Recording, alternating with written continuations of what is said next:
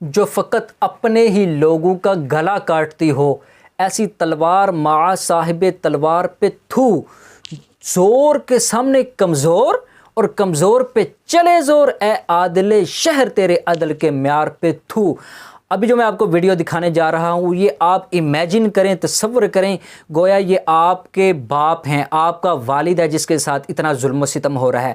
हालांकि नबी करीम रऊफ़ुर रहीम अलैहि तहियत व तस्लीम ने ये इरशाद फरमाया कि इत्तकू वज़्ज़ुल्म, जुल्म से बचो क्योंकि जुल्म क़यामत के दिन तारीकी है।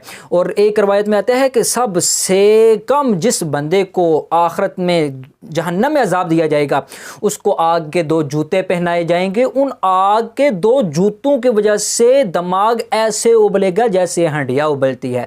वो शख्स जिसको ये छोटा सा अजाब हो रहा होगा, वो ये ख्याल कर रहा होगा कि उसे सबसे बड़ा अजाब दिया जा रहा है।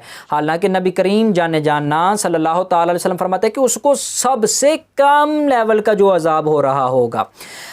ये जो वीडियो दिखाने जा रहा हूँ, ये इमेजिन करें आपके वालिदा और ऐसे लोगों के ख़िलाफ़ आवाज़ उठाएं। मैं इसका थोड़ा बैकग्राउंड आपको बताना चाहता हूँ कि एक ये बाबा जी हैं और उनकी एक बेटी थी, लड़की थी, और उनके साथ कुछ लोगों ने, लोंडों ने बदतमीज़ी की, छेड़ा, और वो बाबा जी बेचारे गरीब थे। उन्होंने जाकर इनके ख़िलाफ़ एक मुकदमा दायर किया पुलिस के पास। तो इनको जब पता चला तो उन्होंने इनके साथ क्या सलूक किया, उन्होंने गले में पट्टा डालकर, जैसे कुत्तों को पट्टा डाला होता है ऐसे डालकर, जैसे उन कुत्तों को दूध पिलाया जाता है, ऐसे उसको मजबूर कर रहे हैं और उसको मार रहे हैं और उसको घसीट रहे हैं। अल्लाह तबारक व तआला हमें ऐसे लोगों के ख़िलाफ़ कदम उठाने की, आवाज़ उठाने की तौफ़ीक़ अता फ़रमाए।